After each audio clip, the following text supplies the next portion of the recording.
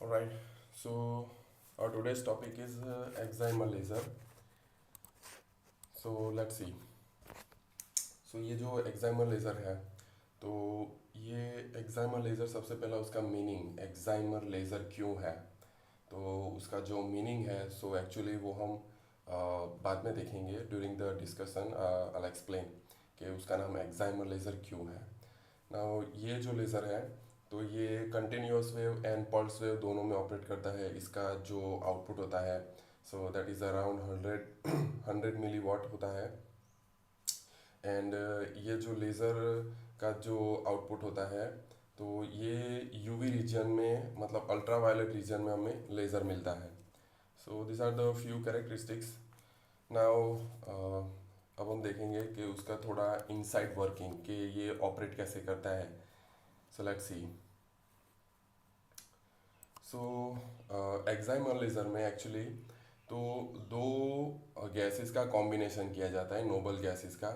तो एक होता है नोबल गैसेस, दैट इज इसको हम आर से रिप्रेजेंट करते हैं। सो नोबल गैसेस होती है जेनॉन, आर्गन, क्रिप्टॉन। तो यहाँ पे तीन नोबल गैसेस दिए हैं। तो ये noble gases and as well as the halogen. तो हैलोजन में होता है क्लोरीन, फ्लोरीन, ब्रोमीन, आयोडीन, ऐसे बहुत सारे होते हैं, फ्यू होते हैं। तो ये दोनों का कॉम्बिनेशन लिया जाता है। तो इसमें जो नोबल गैसेस हैं तो इसमें नोबल गैसेस को हम आर से रिप्रेजेंट करेंगे एंड हैलोजन को हम एच से रिप्रेजेंट करेंगे। तो ये दोनों जो है ये दोनों गैसेस का मिक्सचर लिया जाता है।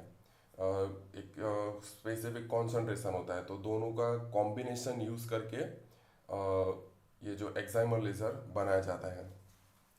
नाउ इसमें let's take a few example. For example के अगर हम आर्गन मतलब आर्गन जो है, आर्गन एंड जो फ्लोरीन, अगर ये दोनों का कॉम्बिनेशन लेंगे तो हमें लेट्स से वेवलेंथ,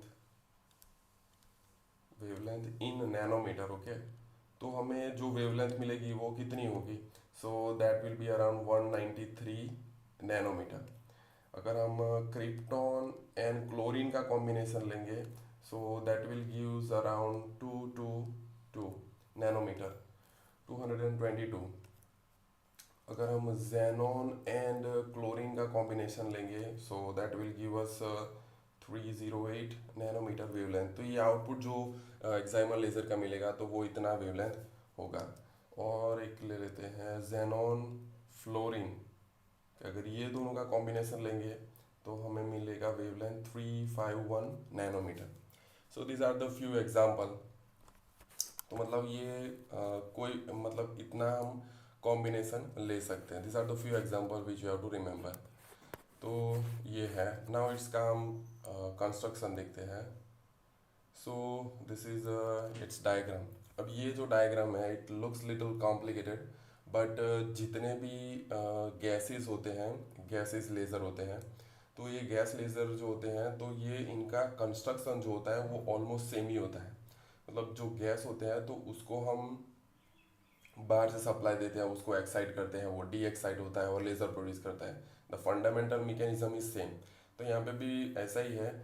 तो ये थोड़ा सा अलग दिख रहा है but that is almost similar to the other laser. Helium neon laser है तो CO2 लेज़र है, तो सबके ये सिमिलर ही होता है। सो लेट्स सी। तो यहाँ पे देखो मेटल इलेक्ट्रोड्स है, ये दो है आमने सामने।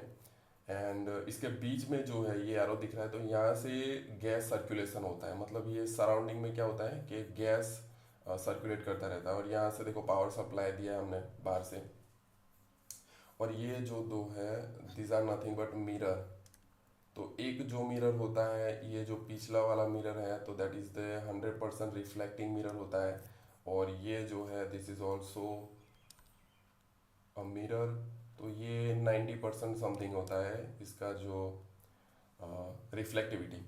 तो अब यहाँ से, और ये गैस सर्कुलेशन है, मतलब यहाँ से गैस को क्या सर्कुलेट किया जाता है, अंदर इंजेक्ट किया जाता है।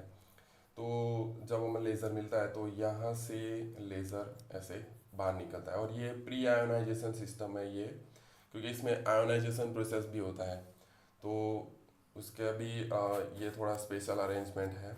So this is a very basic diagram which is almost similar to other laser. अगर आप फंडामेंटली देखो तो नाउ अब उसका हम थोड़ा वर्किंग देखते हैं। अब ये जो डायग्राम है तो ये सिर्फ समझने के लिए कि एक्चुअली में अंदर होता क्या है, अंदर कैसे लेज़र में प्रोड्यूस होता है, तो इसके लिए मैंने ये डायग्राम बनाया है, but this is for understanding only. Okay, so let's सी। तो यहाँ पे तो सी यहाँ पे हमने बाहर से सप्लाई दिया है, let's say this is a battery. तो ये जो बैटरी है तो यहाँ पे हम हाई वोल्टेज अप्लाई करते हैं, विच मीन्स कि यहाँ पे जो रेड प्लेट दिख रही है सो ये एक्ट करेगी नेगेटिव नेगेटिव इलेक्ट्रोड, और ये जो है this is a positive electrode, मतलब पॉजिटिव चार्ज से एक्ट करेगी।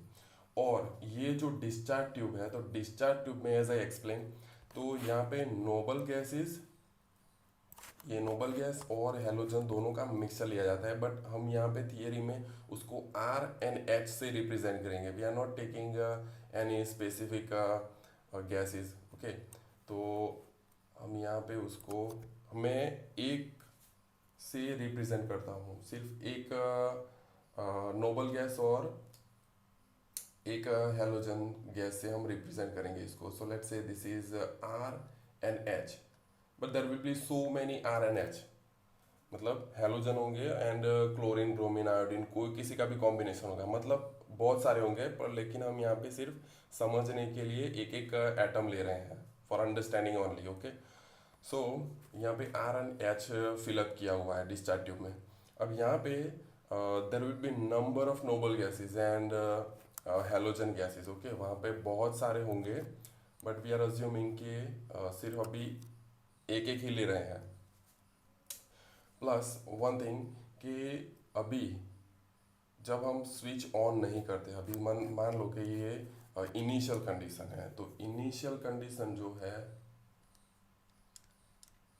इनिशियल कंडीशन, तो इनिशियल कंडीशन में एक्चुअली में क्या होता है कि all the gases are at the ground state. अब ग्राउंड स्टेट में होते हैं तो सभी जो गैसेस होते हैं तो ये एक दूसरे से मतलब सेपरेट होते हैं, सब लोग अलग अलग होते हैं, बिल्कुल चिल मार रहे होते हैं अंदर। ओके, तो अब ये ग्राउंड स्टेट में है, कोई इधर उधर ज़्यादा मूवमेंट नहीं हो रही, एक्साइटेड स्टेट में नहीं है, मतलब ग्राउंड स्टेट में सभी। क्यों? क्योंकि अभी हमने सप्लाई ऑन नहीं किया, राइट। सो लेट्स से इनिशियल स्टेट जो है तो इन ग्राउंड स्टेट, तो अभी देखो आर और एच क्या है कि दोनों के बीच में सेपरेशन है, because they are moving freely here and there. तो जो आर और एच है, तो ग्राउंड स्टेट में क्या होता है कि आर और एच तो दोनों सेपरेटेड होते हैं, सेपरेटेड। ओके, नाउ अब जैसे ही हम सप्लाई ऑन करेंगे, मतलब हम इसको यहाँ से सप्लाई ऑन करेंगे तो क्या होगा, तो यहाँ से इलेक्ट्रॉन जो है, see this is a negative plate. Okay, electron negative electron है, तो नेगेटिव इलेक्ट्रॉन में से क्या होता है कि इलेक्ट्रॉन का एमिशन होता है, but since we are applying high voltage, तो अगर हाई वोल्टेज आप अप्लाई कर रहे हो तो यहाँ से जो इलेक्ट्रॉन निकलेंगे सो that will be highly energetic. तो ये जो इलेक्ट्रॉन है तो उसकी जो काइनेटिक एनर्जी है, तो ये जितने भी इलेक्ट्रॉन निकलेंगे तो इनकी काइनेटिक एनर्जी बहुत ही हाई होगी। So they are having a very high kinetic energy. तो ये जो इलेक्ट्रॉन है हाईली एनर्जेटिक, तो ये इंसिडेंट होंगे आर पे, हम ऐसा और आर के ऊपर इंसिडेंट होगा, तो आर के ऊपर जैसा ही ये इंसिडेंट होगा तो ये अपनी काइनेटिक एनर्जी उसको ट्रांसफर कर देगा, और आर जो है ये चला जाएगा एक्साइटेड स्टेट में। Make sense? तो अभी हम आ गए एक्साइटेड स्टेट में, तो अब देखो आर तो एक्साइट हो रहा है, बट यहाँ पे देखो एच जो है हेलोजन, तो वो भी एक्साइट होगा क्योंकि इलेक्ट्रॉन इसके ऊपर भी ऐसे इंसिडेंट हो रहा है, तो ये आर और एच दोनों को एक्साइट कर रहा है। अभी देखो एक्साइट करेगा तो क्या होगा कि एनर्जी ट्रांसफर कर दी, तो आर और एच दोनों की मूवमेंट जो है वो बहुत ही फास्ट हो जाएगी। अंदर जो डिस्चार्ज ट्यूब है उसमें ये आर और एच यहाँ वहाँ भागने लगेंगे। तो जैसे ये इधर उधर भागने लगेंगे तो क्या होगा कि आर और एच अभी जैसे पहले तो चिल मार रहे थे, मतलब इधर उधर घूम रहे थे, लेकिन सिंस अब यहाँ पे इनका कोलिजन हो गया इलेक्ट्रॉन के साथ, तो दोनों की काइनेटिक एनर्जी इंक्रीज हो जाएगी बिकॉज दे गॉट एनर्जी। तो ये एनर्जाइज हो जाएंगे और ये दोनों के बीच का डिस्टेंस जो है वो डिक्रीज होता जाएगा and they will try to come together. तो ये जो है आर और एच एक दूसरे के ऐसे नज़दीक आएंगे। तो and plus both are excited, मतलब अभी R and H, so we assume कि ये दोनों एक दूसरे के बिल्कुल नज़दीक आ गए। Now the star represents the excited state, okay. और ये यहाँ पे स्टार नहीं दिया, मतलब ये दोनों ग्राउंड स्टेट में है, तो ये उनका इनिशियल कंडीशन है। तो ये हो गया आपका इनिशियल कंडीशन। अब यही चीज़ को हम डायग्राम से समझते हैं। Okay, so let's C. So I explain ये डायग्राम और जो एनर्जी डायग्राम और जो उसका कंस्ट्रक्शन है, तो हम दोनों साथ में देखेंगे। Now this is little bit something else for you. तो ये थोड़ा आपको अलग दिखेगा क्योंकि ये बाकी एनर्जी लेवल की तरह नहीं है। तो यहाँ पे सी, तो एक्स एक्सिस पे है डिस्टेंस बिटवीन एटम्स। तो ये जितने भी अंदर एटम्स होंगे तो ये उनके बीच का डिस्टेंस है इन नैनोमीटर। Okay, 0.2, 0.3, 0.4 and 0.5। और ये जो वाई एक्सिस है तो उस पे है एनर्जी, मतलब how much energy we are supplying और how much energy they have it. Okay, so let's say now अभी जो हम स्टेज में है, सी अभी इनिशियल स्टेज कौन सा है, देखो ग्राउंड स्टेट में थे तो ये दोनों सेपरेट थे, अलग अलग थे। लेकिन जब जब हम एक्साइटेड स्टेट में है तो R and H, so both are bound, मतलब दोनों एक दूसरे से कंबाइन हो गए हैं और ये दोनों एक्साइटेड स्टेट में है। So now in this graph अभी हम हैं यहाँ पे, ये जो रेड जोन दिख रहा है आपको, red area, okay, so this is nothing but a potential well. तो ये उसका एक बाउंड्री है, जैसे ये एक बाउंड्री है, तो ये एक्साइटेड स्टेट है। तो ये जो आर और एच जो है, R H, R H, so this are the bound excimer, मतलब ये दोनों कंबाइन हो गए हैं। Okay, but still they will not produce laser. अभी यह एक्साइटेड स्टेट में है and they are bound together. तो ये now on the X axis you can see the distance, so that is nothing but the 0.2 distance. देखो 0.2 nanometre, sorry 0.2 nanometer distance है दोनों के बीच का। अगर आप ऐसे लाइन ट्रेस करोगे ऐसे this way, so you will find that कि ये दोनों के बीच का डिस्टेंस कितना है, 0.2 है। तो मतलब ये आर और एच क्या है, दोनों बाउंड है। Okay, now this is something that we already know, कि हमें ये ऑलरेडी पता है कि जब कोई भी एटम ग्राउंड स्टेट में होता है तो वो ग्राउंड स्टेट में ज़्यादा टाइम तक स्टे नहीं करता। उसका जो स्टेइंग है ग्राउंड स्टेट एक्साइटेड स्टेट में, तो वो बहुत ही कम होता है। तो उस वो क्या करता है कि वो ग्राउंड स्टेट में जाने की कोशिश करता है। ओके, सो लेट्स से द फाइनल कंडीशन। तो फाइनल कंडीशन में क्या होगा कि जो आर और एच है, आर एंड एच है, तो ये दोनों दोनों भी क्या करेंगे कि ग्राउंड स्टेट में जाने की कोशिश करेंगे and they will go to the ground state. But during this transition, मतलब ग्राउंड स्टेट में जाएंगे तो ये लेज़र प्रोड्यूस करेंगे।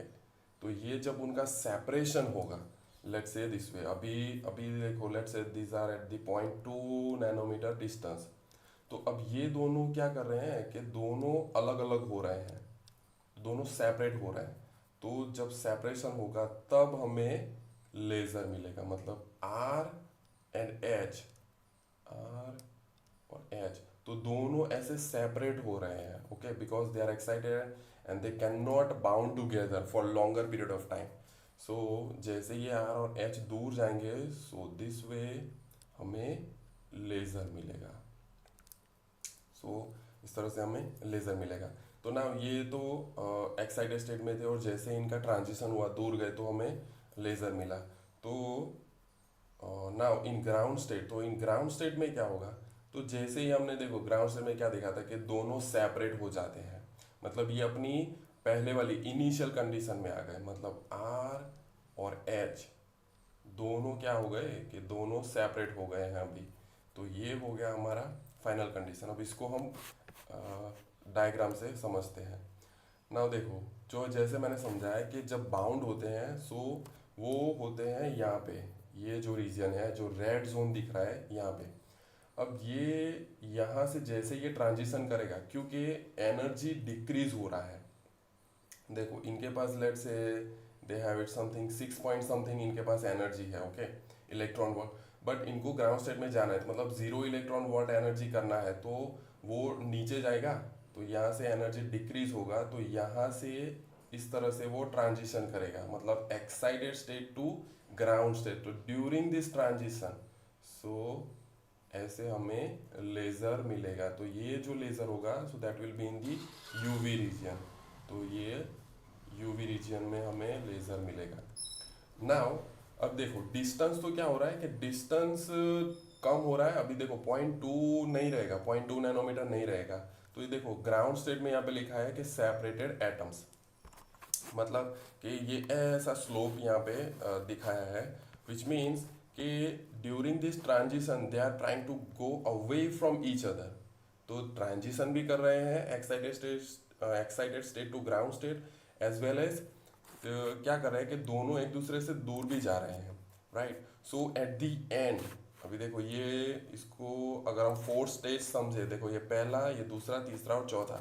तो चौथे स्टेज में क्या होगा कि ये ग्राउंड स्टेट में आ गए, राइट। सो यहाँ पे लेट से उनका जो डिस्टेंस है, तो फॉर रफली we are taking it as 0.5 nanometre.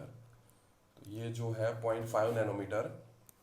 सो यहाँ पे अब जो हमारे जो इलेक्ट्रॉन्स होंगे, नॉट इलेक्ट्रॉन बट एटम्स जो होंगे, तो इन ग्राउंड स्टेट तो वो समवेयर ओवर हियर, तो वो यहाँ पे होंगे। बिकॉज देखो ये ग्राउंड स्टेट में भी है और उनकी जो एनर्जी है तो वो भी ऑलमोस्ट ज़ीरो ही है, ओके, और दोनों का डिस्टेंस भी अराउंड 0.5 है। सो इस तरह से अब देखो, अब ये जो लेज़र प्रोड्यूस करेगा तो इसके अंदर बाकी और भी नोबल गैसेस हैं, राइट। तो ये दूसरों के साथ भी कोलिजन करेगा। तो इस तरह से यहाँ पे हियर यू कैन सी, तो यहाँ पे जितने भी बाकी के एटम्स हैं तो उनको भी एक्साइट करेगा। तो इस तरह से ये प्रोसेस जो है ये चलता ही रहेगा, मतलब बैक एंड फोर्थ इनका रिफ्लेक्शन होता रहेगा और एट दी एंड हमें लेज़र मिलेगा। अब बात करते हैं कि ये जो लेज़र है तो इसको एक्साइमर क्यों बोलते हैं, राइट। इसका नाम एक्साइमर क्यों है, there is a special reason behind it. So let's see इसका meaning, let's see meaning.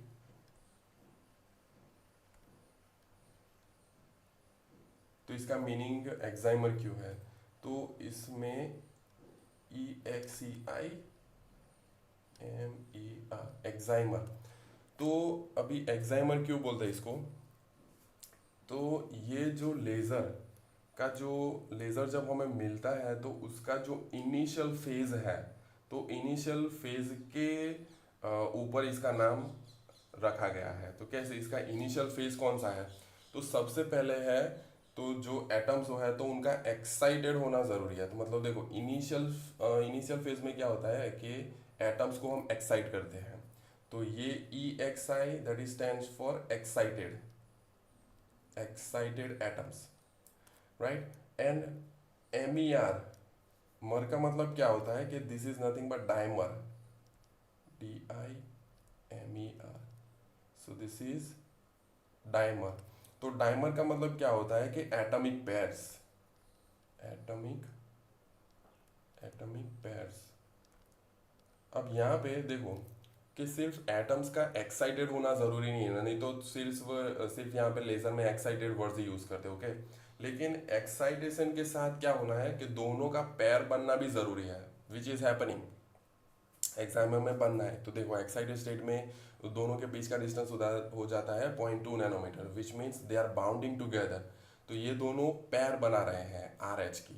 So RH star, सो ये जो है इनका इनिशियल फेज है।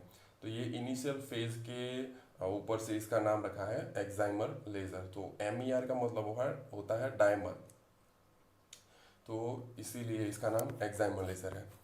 नाउ इसका जो एप्लीकेशन है, तो इसका एप्लीकेशन ये मैंने पहले ये फ़ोटो रखा है, सो यू कैन सी। तो ये जो है आँख की और स्किन की जो सर्जरी होती है इसमें बहुत ज़्यादा यूज़ होता है because of the high precision and जो ग्लास और प्लास्टिक होता है तो उस पर लेज़र मार्किंग के लिए उसका यूज़ होता है। फिर सेमीकंडक्टर मैन्युफैक्चरिंग में भी इसका यूज़ होता है। सेमीकंडक्टिंग मटेरियल जो होते हैं तो उनको प्रिसाइजली कटिंग करने के लिए भी एक्साइमर लेज़र का यूज़ होता है। एंड बाकी लेज़र्स जो होते हैं तो उसमें पंपिंग की तरह भी इसको यूज़ किया जाता है। एंड जो एक्साइमर लेज़र होता है which is a little bit costly but उसकी हाई प्रिसीजन के लिए उसको यूज़ किया जाता है because I is a very delicate thing. Okay, it's तो इसको मतलब ऑपरेट करने के लिए जितना भी इसका आँख के रिलेटेड सर्जरी होता है तो इसमें एक्साइमर लेज़र यूज़ किया जाता है। So I hope you guys understood. So I'll see you in the next video.